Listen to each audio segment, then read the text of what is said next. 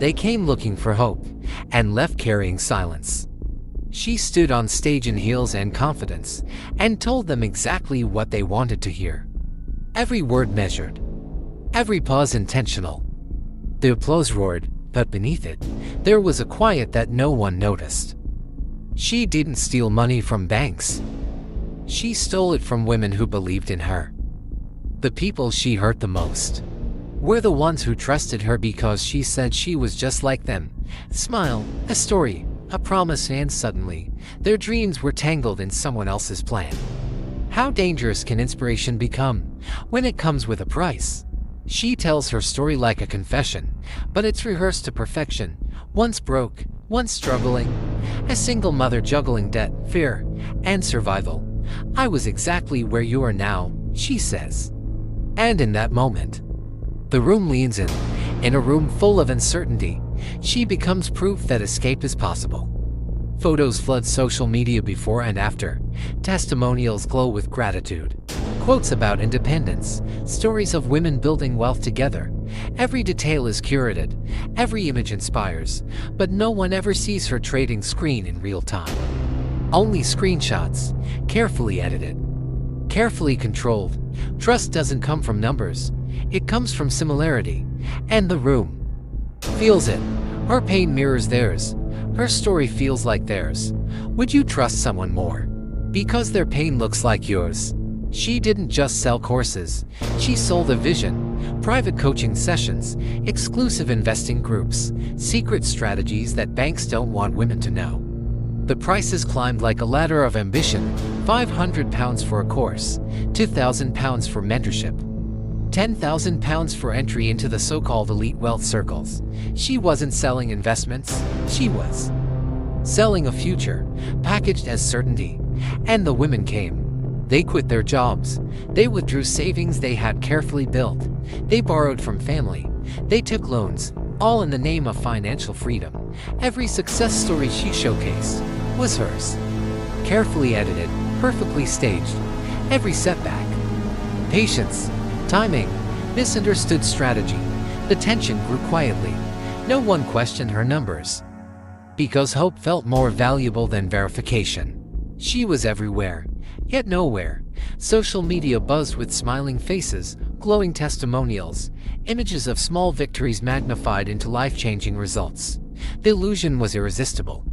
And beneath the surface, the machinery hummed. Loans, investments, promises, all moving under her control.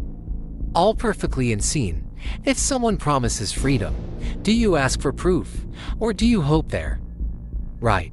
Because hope, once sold, can feel more real than reality itself. She didn't need to show reality. She only needed to show belief.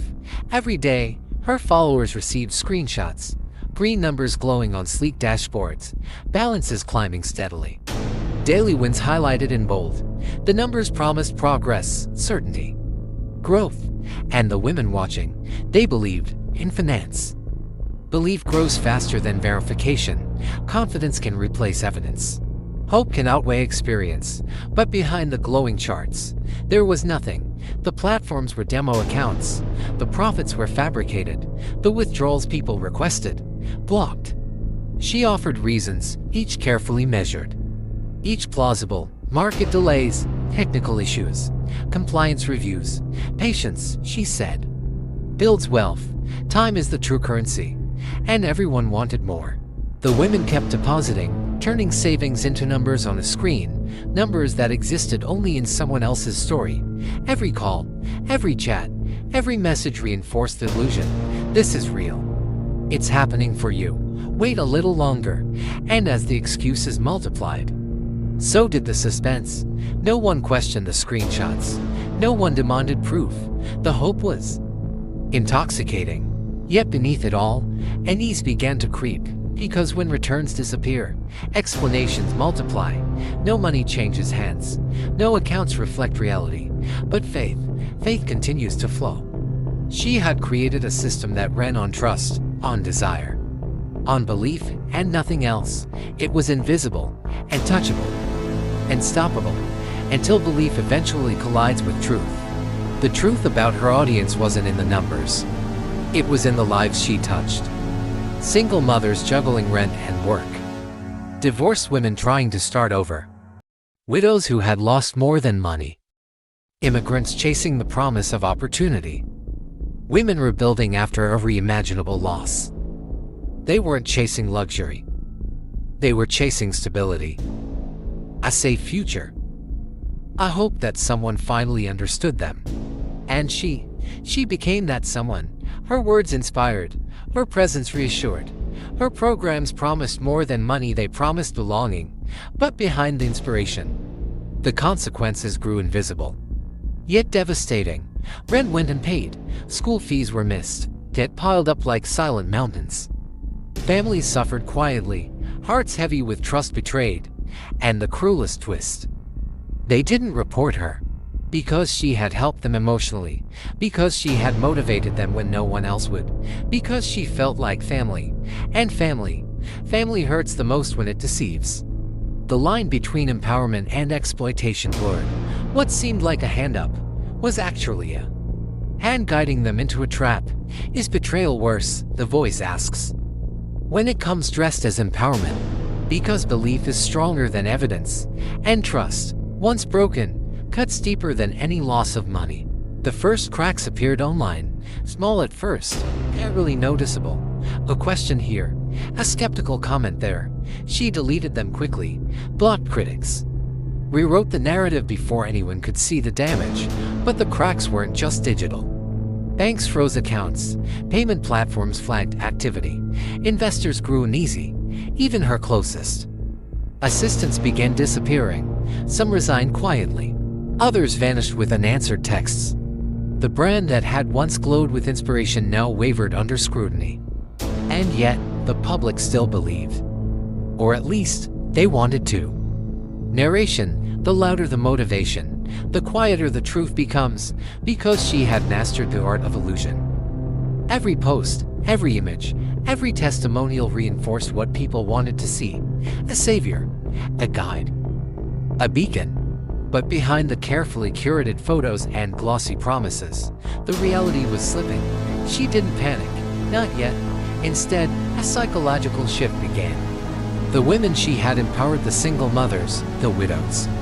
The immigrants, they were suddenly at fault. They withdrew too early. They lacked discipline. They misunderstood the system. The savior became the judge. The mentor became the accuser. Her narrative flipped. The story she had told for years now had a new villain. And that villain was her audience. Suspense tightened. The energy shifted from hope to fear. The women who had once looked up to her now wondered, was this guidance or manipulation? And the more she tried to control perception, the more invisible cracks spread. Every explanation demanded trust. Every excuse eroded it. Yet the illusion persisted. The brand's shine still attracted new followers, hungry for success, hungry for hope. But the foundation was unstable. The house of inspiration was built on screens, numbers, and trust. And trust, once questioned, fractures slowly, then shatters suddenly. She blamed others, she deflected, she justified. Inside, the cracks whispered the truth. The empire she built on belief was starting to betray her. The savior was no longer safe from the consequences of her own creation. And the quiet truth began its slow, inevitable march. The crash didn't happen overnight. It began quietly, with subtle questions and gentle nudges of suspicion. Banks started asking for verification. Platforms froze accounts. Transactions were traced. Authorities stepped in, calm but relentless. Like tidewater eroding a cliff, she had spent years building an image. A story of empowerment and financial freedom. She had shown screenshots of green numbers, glowing balances, and promises of wealth. She had created a world where belief replaced proof, and now that belief was crumbling. Narration, scams don't collapse from greed. They collapse from visibility. Every deposit, every loan, every new investor she had convinced to trust her carefully curated image was suddenly visible. Audit trails. The authorities didn't need luck. They just needed records. Revelation. There were no investments, no trades, no secret strategies, no engine of wealth. Everything had been an illusion. Every return she showed, every progress screenshot, every success story was built on fresh deposits from the next believer in line. Luxury homes, designer clothes, exotic travel, the private jets, the five-star dinners. Every outward sign of success had been funded by other women's money. Narration: her empire wasn't built on finance, it was built on trust. And when that trust dies, even the tallest towers fall. Emails piled up, messages went unanswered, calls rang endlessly. The women who had once looked to her for guidance now demanded accountability. The media caught wind of the investigation. Headlines exploded across news feeds: empowerment or exploitation, investment guru or fraudster. Public perception swung violently, from idol to pariah. The irony cut deeper than legal consequences. She had spent her life preaching discipline, financial independence, and self-reliance. Yet the very system she built to inspire now exposed her own failings. Ending: shock.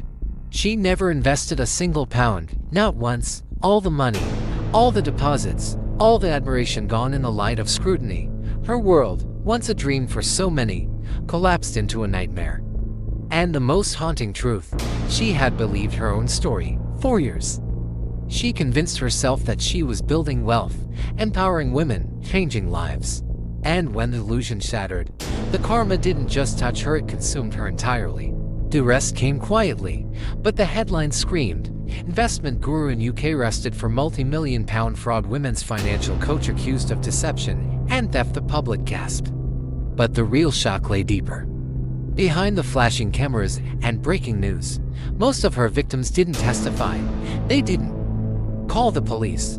They didn't scream in court. They didn't even tell friends. Why? Because they were ashamed. Because they had trusted her not just as a coach, but as a fellow woman, a survivor who had once claimed to understand struggle. Someone who had promised hope and guidance. Someone who had reflected their own ambition back to them. She didn't just steal savings. She stole dignity. She took faith and confidence and twisted it into her own story of success. The unseen twist.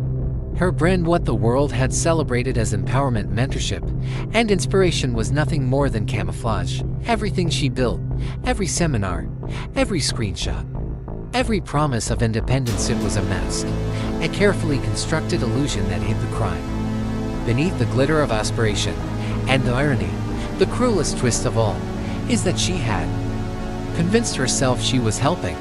She had believed her own lie. And in doing so, she turned trust into currency, confidence into collateral, and hope into theft. Would you follow someone again, knowing the person you trusted could betray not just your money, but your belief in yourself? Karma has a strange way of finding its targets. Not always immediately, not always visibly, but it arrives often through the very message that once inspired trust. She had stood on stages, in seminar halls, and on Zoom screens. Her words had lifted people. They had promised freedom, independence, a chance at wealth. She had become the mirror her audience wanted to see. But mirrors lie. Karma hurts most when it mirrors your message. Every promise she made returned to her, not in applause, not in admiration, but in consequence. She preached freedom, empowerment, and self-reliance, while building invisible prisons out of borrowed trust and false hope. Every testimonial she highlighted, every screenshot she showcased, every success story she shared was a brick in the walls she was unknowingly constructing around herself. When inspiration replaces verification, fraud becomes easy. When confidence overshadows proof, belief becomes a tool, and people's lives become collateral. The moral is simple, yet profound. Trust should never be blind. Aspiration should never replace accountability. And desperation is fertile ground for deception. Do scams create victims, or does desperation create opportunity? And when the line between hope and greed blurs, who is really at fault if this story unsettled you? That's because it should. Because it shows how easily belief can be weaponized, even by someone who seems to share your struggle. Subscribe for true stories that explore money, ambition, betrayal, and the hidden lessons behind wealth, because understanding the story before it happens could save someone you love from the same fate.